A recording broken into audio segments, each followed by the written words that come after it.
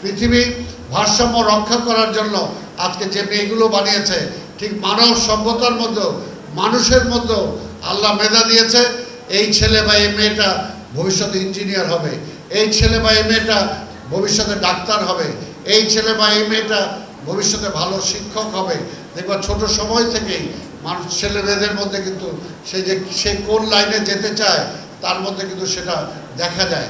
তো সেই কারণেই যার যে মেধা আছে, যেদিকে নিয়ে যাওয়ার, যদি সেই মেধা আজকে দেশ থেকে চলে যায়, এটা ভালো ইঞ্জিনিয়ার থেকে আমরা দেশটা লস করি, ভালো বিজ্ঞানী থেকে আমরা দেশটা লস করি, যেহেতু তাদেরকে এখানে জায়গা দেওয়ার মতো আমাদের জায়গা নাই। আবার পাশাপাশি সে হয়তো শুধু নিজের জীবনের কথা চিন্তা করে সে বিদেশ চলে গেছে, আমেরিকা বা ইউরোপ, সে কিন্তু আর কোনোদিন দেশে ফিরে আসে না। এটা আমার দেশের জন্য লস, দেশের জন্য লস। একটা যার ভালো ব্রেন আছে, সে যেমনি আজকে দেখো রাজমিস্ত্রি দিয়েও কিন্তু বিল্ডিংটা বানানো যায়, কিন্তু তাহলে আর্কিটেক্ট দরকারটা কি, ইঞ্জিনিয়ার দরকারটা কি?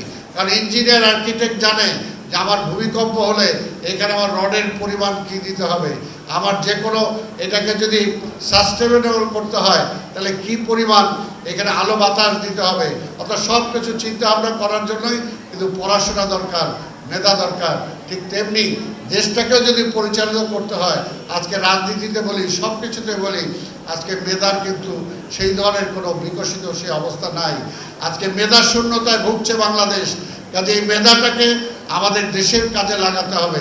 তোমাদের এই মেধাটা নিয়ে হয়তো অনেকে বিদেশে চলে যাবা, কিন্তু তারপরও ক্ষণিকের জন্য হলো দেশের চিন্তা করতে হবে যে আমার দেশ, এই দেশে আমার জন্মভূমি, এই দেশে আমার মা বাবা আছে, সে চিন্তা করে সেটা। আজকে দেখো, তোমরা হয়তো অনেকে নিউজ দেখেছো, আমেরিকার সবচেয়ে বড় শহর নিউ ইয়র্ক, সেই নিউ ইয়র্ক শহরে একজন মুসলমান এই প্রথম এবং একজন যুবক সেই প্রথম ওইখানে মেয়র হয়েছে ডাইরেক্ট ভোটে।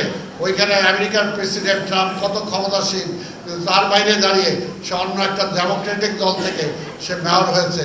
সে তার সভাপতি বক্তব্যে বলেছে যে আমি একজন মুসলিম, আমি একজন ডেমোক্রেট এবং আমি সাউথ ইস্ট এশিয়ার এখানে রিপ্রেজেন্ট করি, এটা আমার বলতে দ্বিধা নেই। কাজে তোমার পরিচয় কিন্তু তোমার জন্মভূমি দিয়ে, তোমার পরিচয় হলো তোমার যে বাবা মা তাকে দিয়ে, এটা তুমি কখনোই অস্বীকার করতে পারবে না। যদি অস্বীকার করো তাহলে তুমি ব্যর্থ হয়ে যাবা। জীবন হয়তো অনেক বড় হতে পারলা, কিন্তু পরের জন্য, দেশের জন্য নিজে যদি কিছুই কন্ট্রিবিউট করতে না পারো, এক সময় শেষ বয়সে এসে আফসোস হবে যে আমি কিন্তু কিছু করে যেতে পারি নাই। এই দেশের মানুষ, এই ভুকানাগা মানুষের পয়সার বিনিময়ে কিন্তু তুমি আজকে পড়াশোনা করতেছো। এই যে সরকার যে সুযোগ সুবিধা দিচ্ছে, এই যে স্কুল বিল্ডিংটা করে দিচ্ছে, টিচারদের বেতন দিচ্ছে, কোত্থেকে? সেই কৃষক, সেই শ্রমিক, সাধারণ মানুষের ট্যাক্সের পয়সায় কিন্তু দিচ্ছে। কাজে তার প্রতিও তোমার একটা ঋণ আছে, দেশের মানুষের প্রতি তোমার একটা ঋণ আছে, সেই ঋণটাও তোমাকে শোধ করতে হবে। তো সেই কারণেই আমি বললাম যে আজকে তোমরা ভালো মানুষ হও, দেশের জন্য, সমাজের জন্য তোমরা কিছু দিয়ে যাও, তাহলে তোমাদের সার্থকতা আসবে।